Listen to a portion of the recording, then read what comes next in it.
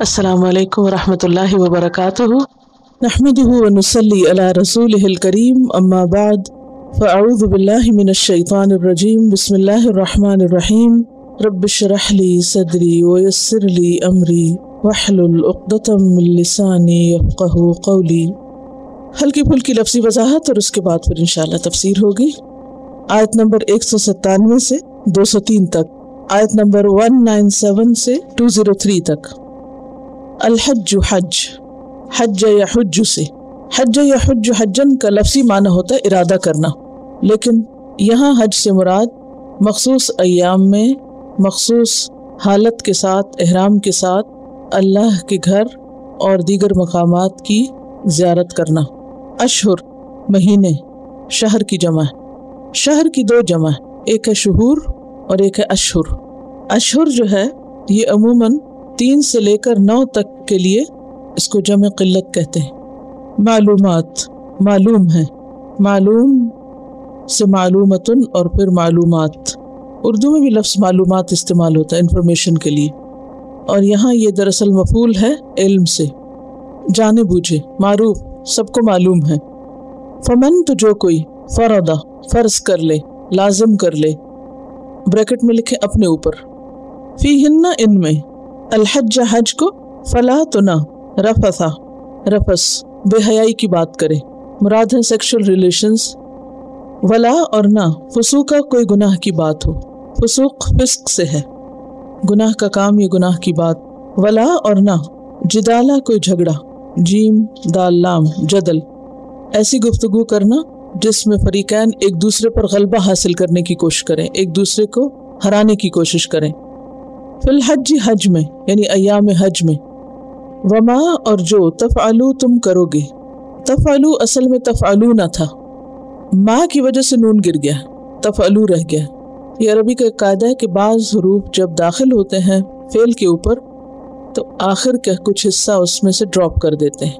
वो क्यों होता है, कैसे, उसकी तफसील तो इंशाल्लाह ग्रामर में आप देखेंगे, लेकिन यहाँ सिर्फ ये वजह जान लें कि असल में तफ़अलू ना था, तो जब शुरू में माँ आ गया तो उसकी वजह से आखिर का नून ड्रॉप हो गया।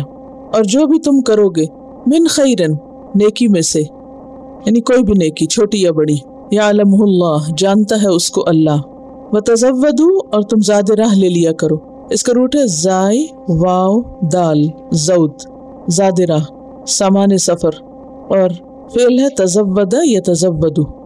फ़इन्ना पस बेशक, खैरा बेहतरीन, अज़्ज़ाद ज़ाद राह प्रोविजन, अत्तक़वा तक़वा है, वत्तक़ूनी और डरो मुझसे। ये वत्तक़ूनी के नून के नीचे आप देख रहे हैं ज़ेर, ये असल में नून या था, वत्तक़ूनी था, मुझसे डरो, और या यहाँ हस्फ हो गया है, ड्रॉप हो गया है, और वत्तक़ूनी रह गया है। ये कलाम की खूबसूरती के लिए ऐसा होता है।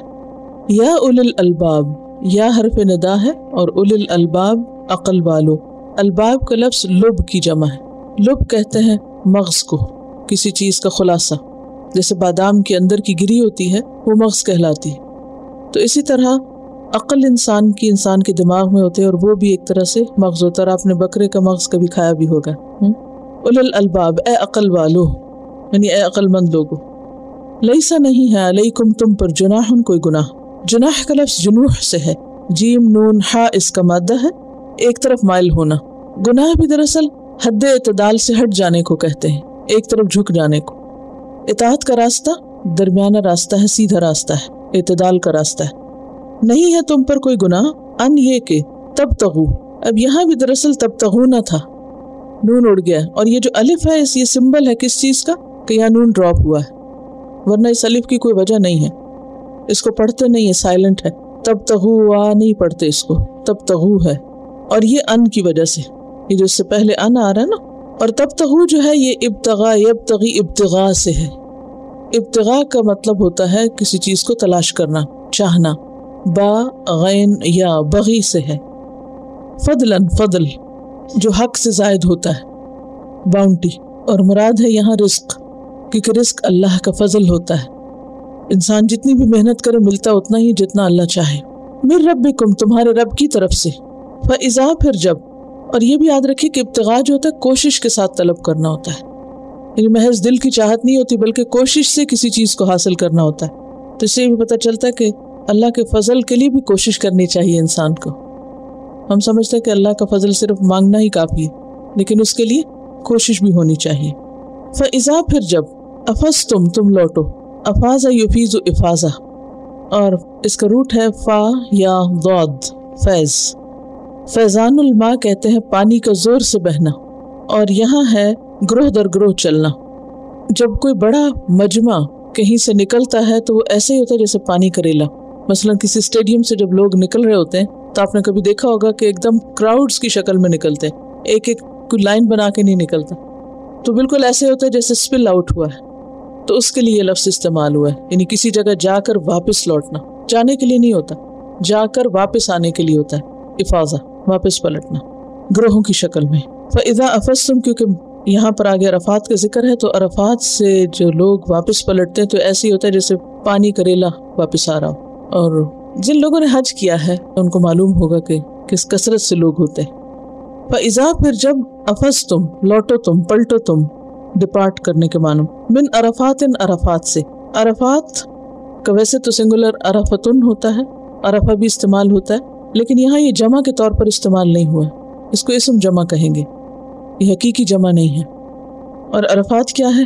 مکہ سے تقریباً 22-23 کلومیٹر دور مشرق کی طرف ایک میدان ہے جس میں پہاڑ بھی ہے، جس کو جبل عرفات کہتے ہیں یا جبل رحمت بھی کہتے ہیں. اور روٹ اس کا عین را فا ہے. عرف، عرف کا ایک معنی تو پہچاننا ہوتا ہے، لیکن عرف بلندی کے لیے بھی آتا ہے، اسی سے اصحاب الاعراف کا لفظ آتا ہے. تو سورۃ الاعراف میں جو لفظ عرف ہے تو عرف بلندی کو کہتے ہیں. جو چیز بلندی پہ ہوتی ہے وہ پہچانی جاتی، نون ہوتی. مرغی کی کلغی کو بھی کہتے ہیں عرف الدیق، کیونکہ وہ بھی اس کے جسم میں نمایاں طور پر ہوتی ہے. کسی مرغ کی کلغی اٹھی بھی ہو تو باقی جسم پہ غور کرنے کی بجائے آپ کا دھیان اس کی کلغی پہ ہی جاتا ہے. بلند جگہ، تو یہ نسبتاً بلندی پر ہے، اس وجہ سے بھی اس کو کہا جاتا ہے. اسی طرح عرف کا چونکہ معنی پہچان ہوتا ہے، کہا یہ جاتا ہے، روایات میں آتا ہے کہ آدم علیہ السلام اور حضرت حوا جب زمین پر آئے تو الگ الگ اتارے گئے تھے، تو اس میدان میں ان کی باہم ملاقات ہوئی تھی اور ایک دوسرے کو ایک طرح سے پہچانا تھا. ایک وجہ یہ بھی بتائی جاتی ہے کہ جبریل علیہ السلام نے جب حضرت ابراہیم کو مناسک حج سکھائے تھے تو یہاں پہنچ کر ان سے پوچھا تھا اعرفتہ، کیا تم نے پہچان لیا یعنی ساری جگہوں کو کہ حج کیسے ہوگا؟ تو انہوں نے جواب دیا تھا عرفتو. تو اس وجہ سے اس کا نام عرفات ہے. اور عین رافا ہی سے اعتراف کا لفظ بھی ہے. اعتراف یہ بھی کہا جاتا ہے کہ تمام لوگ میدان عرفات میں اپنے گناہوں کا اعتراف کرتے ہیں، اپنی حقیقت پہچانتے ہیں، اپنے رب کو پہچانتے ہیں. اس اعتبار سے بھی اس جگہ کا نام عرفات رکھا گیا ہے. اور ویسے لوگ بھی ایک دوسرے کو پہچانتے ہیں. وہاں جتنی انسانوں کی پہچان وہاں ہوتی ہے عموماً کہیں اور نہیں ہوتی. ہر طرح کے لوگ وہاں اکٹھے ہوئے ہوتے ہیں. یہ تو اس کی وجہ تسمیہ ہے نا کہ جگہ کا نام یہ کیوں رکھا گیا عرفات، لیکن اصل اس کی اہمیت حج کی وجہ سے. حدیث میں آتا ہے الحج عرفہ، حج عرفہ میں حاضری کا نام ہے، حج کا رکن اعظم ہے. فذکروا تو ذکر کرو، یاد کرو، اللہ کو، عند نزدیک، المشعر الحرام، مشعر حرام کے. اچھا یاد رکھیے کہ عرفات جو ہے وہ ہل میں ہے، اور مشعر حرام جو مزدلفہ ہے یہ حرم میں ہے. ہل کیا ہے؟ حرم سے باہر کا علاقہ. مناسک حج میں سے ایک جس کو حج عرفہ کہا گیا یہ ہل میں ہوتا ہے، حرم کا علاقہ نہیں ہے. ہل کس کا اپوزٹ ہے؟ حرم کا. تو حرم کیا ہے؟ حدود مکہ کا وہ علاقہ جس کی خاص اہمیت ہے، جس میں نہ گھاس توڑ سکتے ہیں، نہ کسی جانور کو بھگا سکتے ہیں، نہ کسی دشمن کو مار سکتے ہیں، نہ کسی انسان کسی کو بھی اذیت نہیں دے سکتے. اس کی ایک حرمت ہے. وہاں لڑائی جھگڑا، جنگ، قتل فساد سب کچھ منع ہے. لیکن عرفات جو ہے یہ ہل میں ہے، یعنی حرم سے باہر کا علاقہ ہے. تو گویا حج حرم سے ہوتے ہوئے جا کے ہل میں ہوتا ہے، پھر واپس حرم کی طرف پلٹتے ہیں. فذکروا اللہ عند المشعر الحرام. مشعر الحرام جو ہے یہ مزدلفہ میں ہے. مشعر شین عین را سے ہے، ایک پہاڑ کا نام ہے دراصل جو مزدلفہ میں واقع ہے. اور مشعر مصدر میمی ہے. یہ میدان اس پہاڑ کی وجہ سے پہچانا جاتا ہے، اور یہ بھی مناسک حج میں سے. یہاں رات کو قیام کرنا واجب ہوتا ہے، اور یہ بھی حج کی علامات میں سے ایک علامت ہے. وَاذْكُرُوهُ اور اس کو یاد کرو. کس کو؟ اللہ کو. ریممبر ہم، کما جیسا کہ ہداکم اس نے ہدایت دی تم کو. وَإِن كُنتُم اور بے شک تھے تم. یہاں ان کا ترجمہ بے شک کیا جا رہا ہے، اور اس کی وجہ یہ ہے کہ آگے لمن کے ساتھ جو لام ہے یہ لام تاکید ہے. کیا کہا میں نے؟ لام تاکید ہے. اور یہ قاعدہ ہے جہاں کہیں کسی جملے میں ان کے بعد آگے لام آ رہا ہو تاکید کا تو ان کا ترجمہ اگر نہیں کریں گے بے شک کریں گے، یقینی کریں گے۔ وَإِن كُنتُم اور بے شک تھے تم من قبلی ہی اس سے پہلے، کس سے پہلے؟ اس ہدایت سے پہلے جو اللہ نے تم کو دی، لمن الضالین البتہ ضالین میں سے، اور ضالین جمع ہے کس کی؟ ضال کی، دلالت، دلالہ، دلالہ ہوتا ہے راستہ گم کر بیٹھنا، راہ سے بھٹک جانا، اور یہ دو وجہ سے ہوتا ہے، ایک ہوتا ہے جہالت سے اور دوسرا ہوتا ہے علم سے۔ بعض لوگ رستہ نہیں جانتے ہوتے اور بعض جان کر بھی انجان ہوتے ہیں۔ ثم پھر افیدو تم پلٹو، واپس آؤ، اور پیچھے پڑ چکے افادہ، من جہاں سے، حیث افاد الناس لوگ پلٹتے، یعنی عرفات سے۔ الناس سے مراد تمام لوگ، کس کو کہا جا رہا ہے؟ قریش کو کہا جا رہا ہے۔ واستغفر اللہ اور بخشش مانگو اللہ سے۔ استغفر یستغفر استغفار، غین فا را سے، جس میں دو چیزیں پائی جاتی ہیں، کون کون سی؟ ستر الذنب والتجاوز عنہ، ایک ہے گناہ کو ڈھانپنا اور دوسرا ہی کہ اس سے درگزر کرنا، یعنی اللہ سے یہ مانگو کہ اللہ تمہارے گناہوں کے اوپر پردہ بھی ڈال دے، ان سے درگزر کرے، سزا نہ دے ان پر۔ ان اللہ بے شک اللہ تعالیٰ غفور الرحیم، غفور فعول کے وزن پر ہے، مبالغے کا صیغہ، بہت زیادہ بخشش کرنے والا، رحیم بہت زیادہ مہربان ہے، اور پیچھے آپ پڑھ چکے ہیں بارہا رحیم کی وضاحت۔ فَإِذَا پھر جب قضیتم پورا کر چکو تم، قضا یقضی سے ہے، قاف ضاد یا اس کا روٹ ہے، قضا یقضی ہوتا ہے قطعی فیصلہ کرنا، کسی کام کو انجام تک پہنچانا۔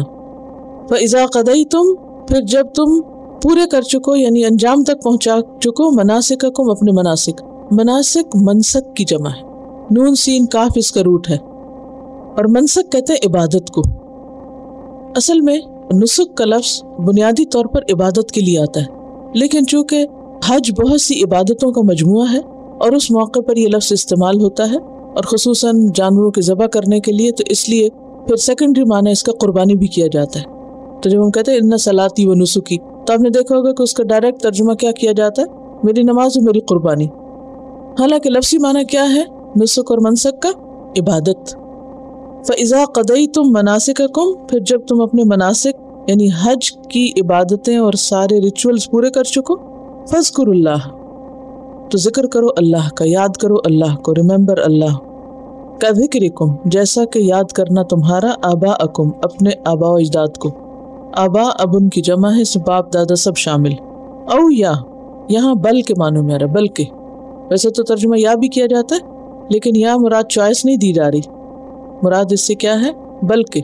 اشدہ، اشدہ کیا ہے؟ اسم تفضیل، شدید تر، ذکر ذکر۔ فمن الناس تو لوگوں میں سے بعض، من جو یقولو کہتے ہیں ربنا اے ہمارے رب۔ اچھا ربنا میں اے میں نے کہاں سے لگا لیا؟ کوئی وجہ بتائے گا مجھے؟ یا تو کہیں نہیں لکھا ہوا، کوئی وجہ بتا دے مجھے، پیچھے شاید بتایا تو ہے میں نے، کیونکہ بہت دفعہ یہ آتا ہے ربنا، اردو ترجمہ جب ہم کرتے ہیں تو کیا کہتے ہیں؟ اے ہمارے رب۔ چلیے آج میں بتاتی ہوں اور آئندہ کے لیے ہمیشہ یاد رکھنا ہے، ٹھیک ہے؟ رب، با کی زبر بتا رہی ہے کہ یا محذوف ہے، ویسے ہوتا ہے ربنا، مضاف مضاف الیہ ہو تو مضاف پہ پیش ہوتی ہے، ٹھیک ہے؟ یعنی اگر عام ویسے آپ لکھیں گے تو کیسے لکھیں گے؟ ربنا، ربنا اللہ، ہمارا رب اللہ ہے، ٹھیک ہے؟ لیکن جب آپ نے کہا ربنا تو یہ ایسے ہی تھا جیسے یا ربنا تھا، اصل میں جیسے یا جو نا حرف ندا ہے، تو عبداللہ کہتے ہیں اللہ کا بندہ، لیکن اگر اس کو بلانا ہو تو بعض اوقات آپ نے دیکھا ہوگا لوگ کہتے ہیں عبداللہ، عبداللہ اصل میں تو عبداللہ نہیں ہے، اصل میں تو عبداللہ ہی ہے، لیکن عبداللہ کا مطلب ہے اے عبداللہ، یا عبداللہ، یعنی یا کی وجہ سے مضاف کے اوپر کیا آ جاتا ہے؟ زبر آ جاتی ہے، تو یہ ربنا میں یا محذوف ہے، اے ہمارے رب۔ مجھے معلوم ہے یہ باتیں ذرا سی مشکل بھی ہیں اور سمجھ نہیں آتی، لیکن میں یہ اصل میں راستہ ہموار کری ہوں گرامر سیکھنے کا، کیونکہ جب آپ وہ پڑھیں تو پھر آپ کو وہ مشکل نہ لگے، ورنہ وہاں آپ کو ان نون لگیں گی چیزیں۔ آتے نہ دے ہمیں، آتا یوتی ایتا دینا، عطا کرنا، فی دنیا دنیا میں، وما لہ اور نہیں اس کے لیے، فی الآخرت آخرت میں، من خلاق کوئی حصہ، خا لام قاف اس کا روٹ ہے خلاق کا، ہر طرح کی بھلائی کا معین حصہ، بڑا حصہ، یہ پیچھے بھی گزر چکا پہلے پارے میں، وہ فضیلت جو انسان اپنے اخلاق سے حاصل کرتا ہے، اس کا تعلق انسان کے اعمال سے، وہ حصہ جو کس طرح حاصل ہوتا ہے؟ اپنے اخلاق سے، اس لیے اس کو خلاق کہا گیا ہے۔ ومنہم اور ان میں سے من یقول جو کہتا ہے ربنا اے ہمارے رب آتنا دے ہم کو فی الدنیا دنیا میں حسنتاً بھلائی نعمت یعنی کوئی بھی بھلائی وفی الآخرتی اور آخرت میں حسنتاً بھلائی اور حسنہ جو ہے یہ حا سین نون سے ہے حسن بھی اسی سے وبالوالدین احسانہ کا احسان بھی اسی روٹ سے تھا وقنا اور بچا ہم کو وقنا یہ اصل میں ہے قی بس یہ حیرت انگیز بات ہے نا اب دیکھ رہے ہیں صرف ایک حرف میں پورا حکم دیا جا رہا ہے فعل امر ہے قی بچا دیکھنے میں وقنا ایسے لگتا ہے جیسے ایک لفظ ہے حالانکہ واو الگ ہے اور قی الگ ہے اور نا الگ ہے اور بچا ہم کو عذاب النار آگ کے عذاب سے اولئک یہی لوگ لہم ان کے لیے نصیب حصہ ہے شیئر ہے نون صاد با نصب وہ حصہ جو انسان اپنی قسمت سے حاصل کرتا ہے خلاق کیا تھا وہ حصہ جو اخلاق سے حاصل کرتا ہے اور وہ اچھا حصہ ہوتا ہے اور نصیب جو ہے قسمت کا حصہ چاہے اچھا ہو یا برا دونوں کے لیے آتا ہے ہمارے ہاں تو نصیب صرف اچھے کے لیے استعمال ہوتا ہے نا کیا کہتے ہیں عموماً وہ فلاں بڑے نصیبوں والا ہے تو اس میں بھی مفہوم کیا ہوتا ہے کہ اس کی قسمت اچھی ہے یہی معنی کرتے ہیں تو نصب کا ویسے معنی ہوتا ہے گاڑنا نصب کرنا کیا ہوتا ہے گاڑنا فکس کرنا یعنی جو اس کا فکس حصہ ہے مما اس میں سے کسب جو انہوں نے کمایا کسب واللہ اور اللہ سریع جلد لینے والا ہے سرع سے سین را عین سریع سوفٹ یعنی جو کام کرنا اسے کر لے انسان اس کے لیے سرعت کا لفظ آتا ہے تو سریع وہ ہوتا ہے جو آج کا کام کل پہ نہ چھوڑے آج کا کام آج ہی کر لے سستی نہ کرے تو اللہ تعالیٰ ایک ہی دن میں حساب کر لیں گے ساری مخلوق کا ایام الدنیا کے ظہر تک فارغ ہو جائیں گے سب کے حساب سے اول سے آخر تک جتنی مخلوق ہے یہ سریع الحساب حساب وذکر اللہ اور یاد کرو اللہ کو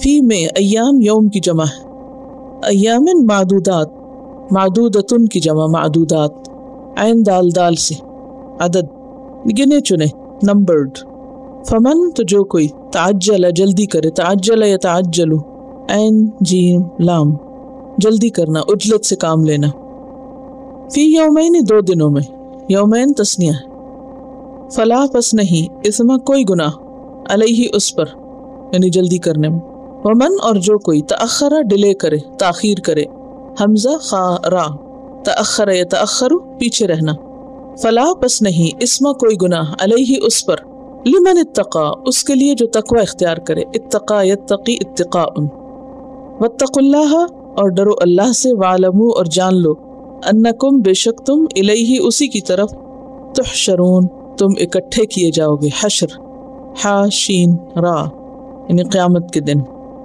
اب ہم تفسیر دیکھتے ہیں حج ارکان خمسہ میں سے ایک رکن ہے 5 بیسک پلرز آف اسلام میں سے ایک ہے سورۃ البقرہ قرآن مجید کی ایک جامع سورت ہے جس میں تمام ارکان اسلام کا ذکر ہے کچھ کا ذکر سورت کے بالکل شروع میں آگے ذالک الکتاب لا ریب فیہ ھدی للمتقین اور اس میں خاص طور پر یقیمون الصلاۃ ومما رزقناہم ینفقون اور اس سے پہلے ایمان کا بھی ذکر ہے یؤمنون بالغیب دوسرے پارے میں آپ نے پیچھے روزے کے بارے میں پڑھا کتب علیکم الصیام اور اب یہاں پر آپ حج کے بارے میں پڑھیں گے سورت کے آغاز میں ہم نے ابراہیم علیہ السلام کا واقعہ پڑھا تعمیر کعبہ کے بارے میں بھی پڑھا اور جب تعمیر کعبہ مکمل ہو گئی تو ابراہیم علیہ السلام نے ایک دعا کی تھی اسماعیل علیہ السلام کے ساتھ مل کر اور وہ کیا تھی وَأَرِنَا مَنَاسِكَنَا وَتُبْ عَلَيْنَا اور ہمیں ہمارے عبادت کے طریقے سکھا دے مناسک حج سکھا دے یعنی اس خاص کانٹیکسٹ میں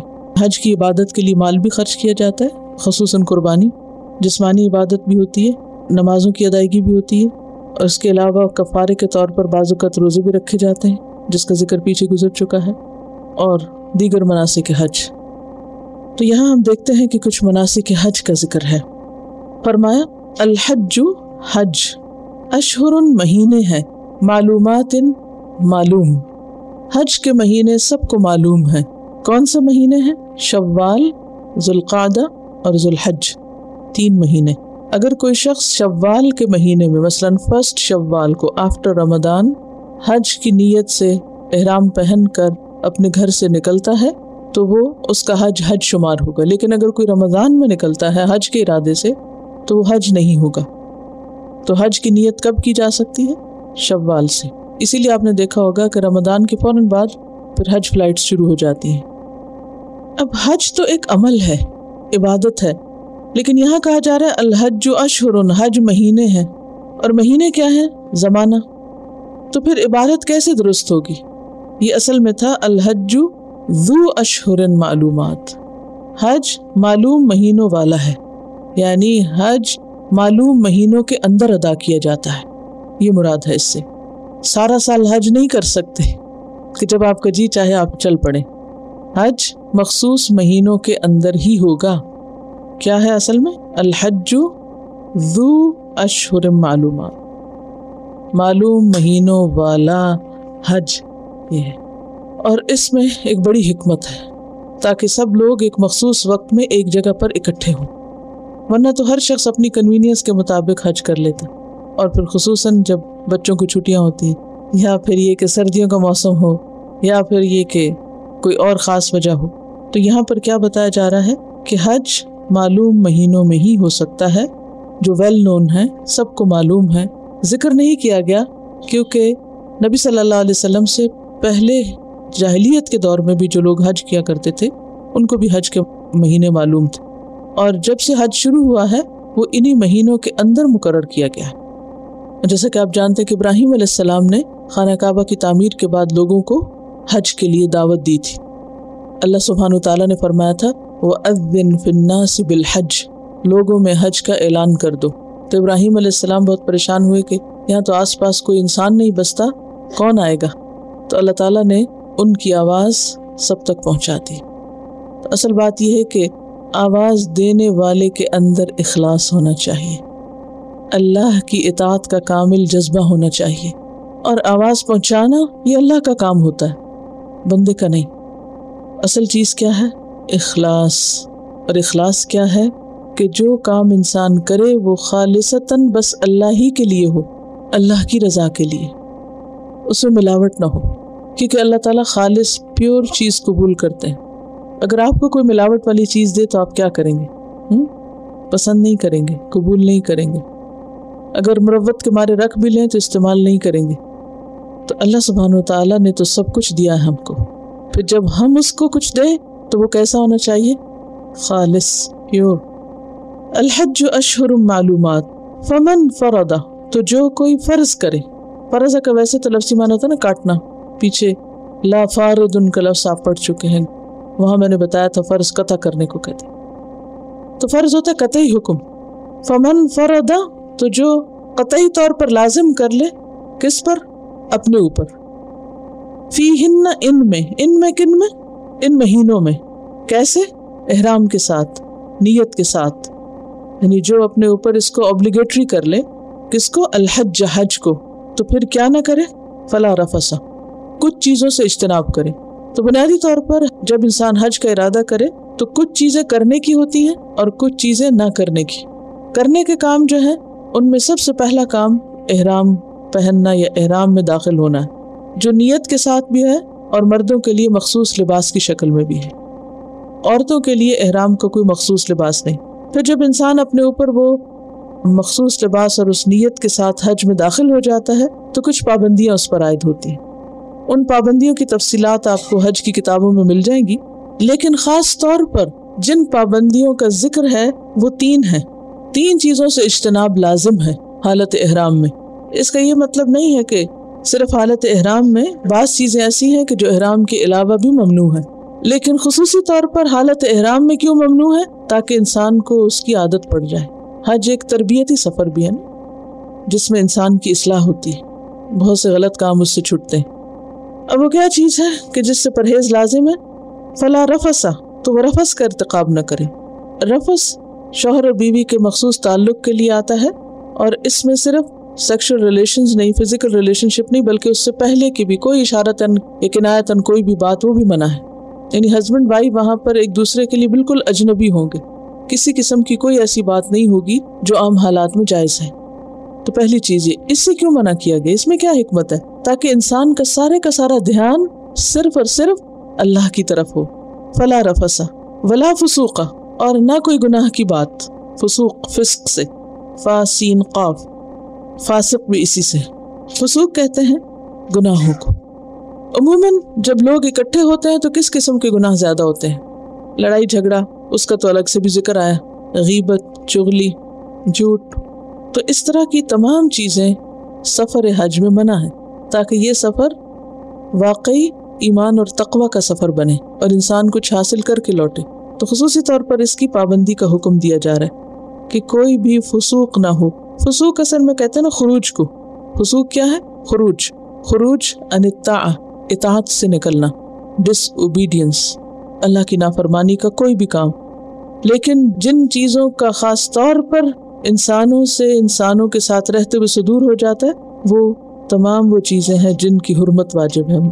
غیبت، چغلی، حرام چیزوں کی طرف دیکھنا، کیونکہ مردوں اور عورتوں کا بہت اختلاط ہوتا ہے وہاں کوئی سیگریگیشن نہیں ہو سکتی۔ بعض اوقات لوگوں کو مجبوراً رہنے بھی اکٹھا پڑتا ہے، ایک خیمے میں بعض اوقات مرد اور عورتیں دونوں ہی ہوتے ہیں، یا قریب قریب ہوتے ہیں، یا ساتھ ٹچ کر رہے ہوتے ہیں، اکٹھے کراؤڈ میں سے گزرتے ہوئے ٹچ ہو جاتا ہے۔ تو اس میں انسان کو ایک تو بچنا چاہیے، دوسرا یہ کہ اگر کسی چیز پہ نظر پڑ جائے تو فوراً پھیر لینی چاہیے۔ محرمات کا ارتکاب ممنوع ہے حج میں، کیونکہ یہ سفر اللہ کی محبت کا سفر ہے، اللہ کی اطاعت کا سفر ہے، اور اس میں انسان کو فلی فوکس کرنا چاہیے کس پر؟ اللہ ہی کی اطاعت پر۔ ولا جدال، اور نہ ہی کوئی جدال ہو۔ جدال کا لفظ جدل سے ہے، جھگڑا، ایسی گفتگو جس میں انسان دوسرے کو دبائے، دوسرے پر غالب آنے کی کوشش کرے۔ جدال عام حالات میں بھی منع ہے، الا یہ کہ وہ حق کی خاطر ہو، یعنی کسی سے بحث منع ہے مگر یہ کہ حق کی خاطر ہو۔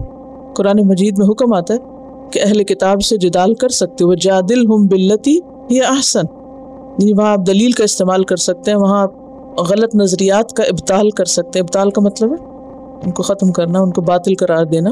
اس کے لیے انسان کو اگر آرگیومنٹ کرنی پڑے تو کی جا سکتی، لیکن حدود کے اندر رہتے ہوئے۔ لیکن حج میں عمومی طور پر جدال منع ہے۔ جن لوگوں نے حج کیا ہے وہ اچھی طرح سمجھتے ہیں کہ تمام قسم کے جدال وہاں نظر آتے ہیں۔ ایک جدال ہوتا ہے معاملات میں، معاملہ کرتے وقت آرگیومنٹ شروع ہو جاتی، کیونکہ اکیلے کوئی حج نہیں کر سکتا، اس کو ٹیم میں جانا پڑتا ہے، اور اب تو بہت زیادہ گروپس کی پابندی اور قافلے اور اس طرح کی چیزیں ہو گئی۔ اب اس میں بعض اوقات بہت مختلف نیچر کے، مختلف بیک گراؤنڈ کے لوگ اکٹھے ہو جاتے ہیں، مختلف زبانوں کے۔ تو جدال کی بنیادی وجہ ہوتی ہے مس کمیونیکیشن۔ جب آپ کو کسی کی زبان سمجھ نہیں آ رہی تو کیا ہوگا؟ سیدھا بھی الٹا نظر آئے گا، اور اس میں پھر جھگڑے کا خطرہ زیادہ ہے۔ تو ایک تو معاملات میں جدال، اسی طرح مناسک کی ادائیگی کے طریقے میں جدال، فقہی بحثیں بہت کرتے ہیں لوگ، اور شاید ہی کو بچ کے نکلتا ہو وہاں سے، یہ ریچول ایسے نہیں ادا کرنا، ایسے کرنا، اور یہ تم ایسے کیوں کرو، باقاعدہ جھگڑنا شروع کر دیتے ہیں وہاں۔ کچھ اختلافی مسائل ہیں نا، جیسے 2 نمازوں کا اکٹھا کرنا عرفات میں، یا اسی طرح کچھ اور چیزیں بھی ہیں۔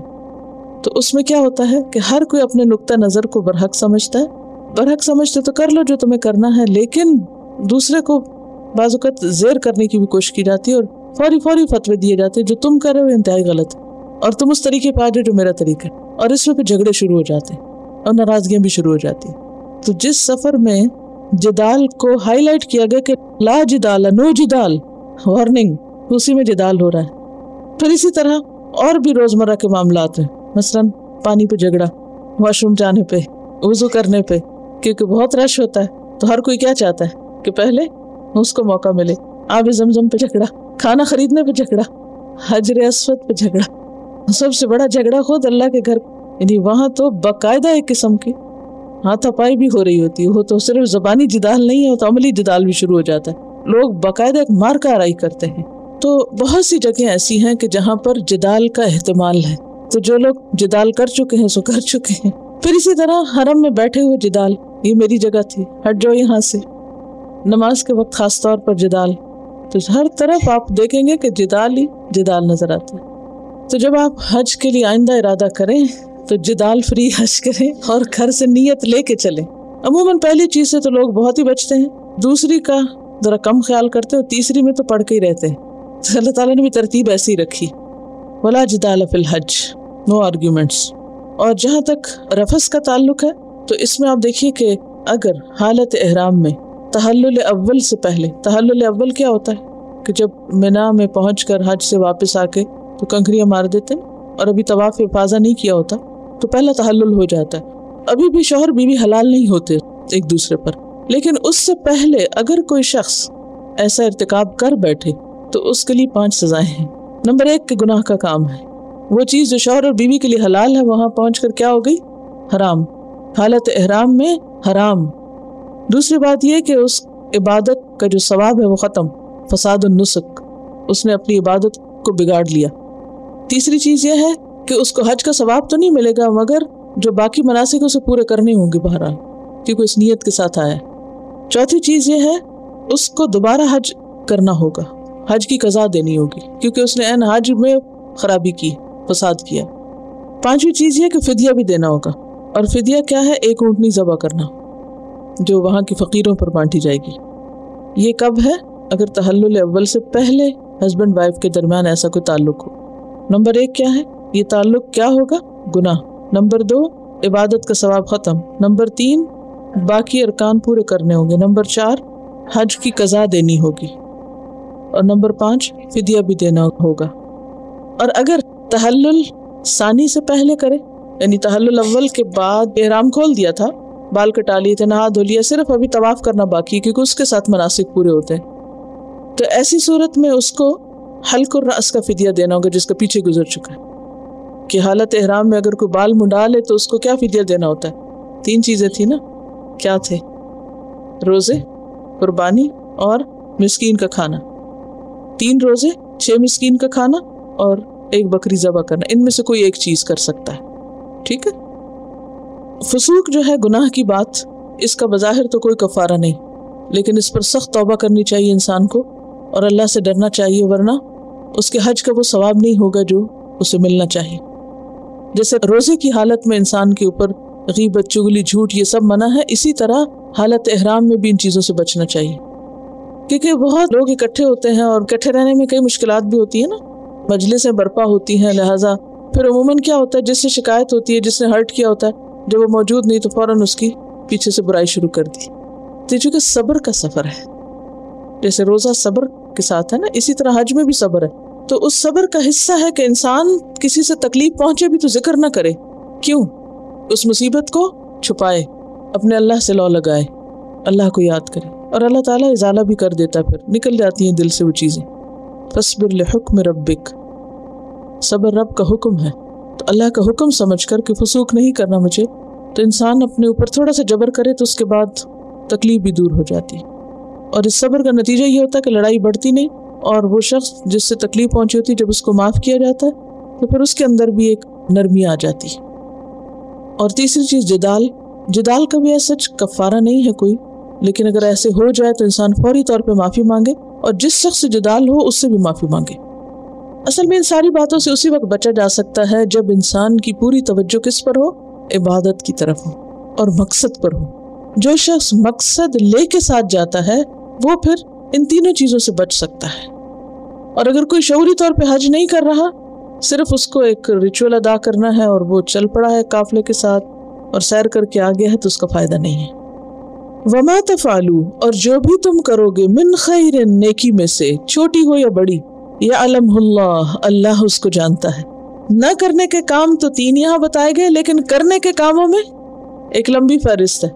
جو بھی نیکی کرو گے، اور یہاں پر من خیر، خیر میں سے، خواہ وہ صدقہ خیرات ہو، خواہ کسی کی مدد ہو، خواہ کسی کو کچھ سکھانا ہو، خواہ کسی کی تکلیف دور کرنا ہو، کیونکہ نیکی کرنے کے بے شمار مواقع ہوتے ہیں حج کے موقع پر۔ یعنی ایک طرف تو آپ حالت احرام میں مسلسل عبادت میں، پھر اللہ کا ذکر بھی کر رہے ہیں، پھر آپ لوگوں کا خیال بھی رکھ رہے ہیں، سفر کے ساتھیوں پہ خرچ بھی کر رہے ہیں، کسی کو کھلا رہے ہیں، کسی کو پلا رہے ہیں، کسی کو کچھ دے رہے ہیں، کوئی بیمار ہو گئے تو اس کا خیال کر رہے ہیں، کسی کو سہارا دے رہے ہیں، کسی کو کسی بھی تکلیف میں کام آ رہے ہیں، یہ سارے خیر کے کام ہیں۔ تو من خیرن، کیونکہ اللہ سبحانہ وتعالیٰ تو ذرے جتنی نیکی کو بھی ضائع نہیں کرتے۔ وَمَن يَعْمَلْ مِثْقَالَ ذَرَّةٍ خَيْرًا يَرَهُ، جو ذرے برابر بھی خیر کرے گا اس کو دیکھ لے گا، اللہ کے ہاں اس کو پا لے گا، اس کا اجر پائے گا۔ تو اس لیے زیادہ سے زیادہ نیکی کی طرف انسان کا رجحان رہنا چاہیے، اور جو نیکی کرے گا، قرآن پاک میں تو سورۃ طٰہٰ میں وَمَن يَعْمَلْ مِنَ الصَّالِحَاتِ وَهُوَ مُؤْمِنٌ فَلَا يَخَافُ ظُلْمًا وَلَا هَضْمًا، اسے کسی ظلم کا خوف نہ ہوگا۔ اور ویسے بھی چونکہ حج ایک نیکی کا کام ہے، جب نیکی کے کام کو نکلے ہیں تو صرف ریچول پہ توجہ نہیں ہو بلکہ اوور آل ہر نیکی کی طرف انسان کا دھیان ہو. اور جب انسان نیکی کرے تو کسی پر احسان نہ کرے. کیا سوچ کر کرے؟ یعلمہ اللہ، اللہ جانتا ہے اس کو. کیونکہ ہم سب اللہ کی نگاہوں میں نا، وَإِنَّكَ بِأَعْيُنِنَا، تم ہماری نگاہوں میں ہو. تو جب آپ خفیہ نیکی کر رہے ہوتے ہیں، جب آپ کو کوئی بھی نہیں دیکھ رہا ہوتا، تو اس وقت فوراً سوچا کریں اس وقت اللہ مجھے دیکھ رہا ہے. اور جو ہی آپ کو خیال آئے گا آپ ایک دم مسکرا پڑیں گے کہ وہ دیکھ رہا ہے مجھے. اور جب اللہ اس کو جان لے گا تو پھر اس کو اجر بھی بے پناہ دے گا، اور اس نیکی میں اخلاص بھی زیادہ ہوگا. وَمَا تَفْعَلُوا مِنْ خَيْرٍ يَعْلَمْهُ اللَّهُ وَتَزَوَّدُوا، اور زیادہ راہ لے کر نکلا کرو، خالی ہاتھ نہیں نکلو، اپنا سامان سفر ساتھ لو.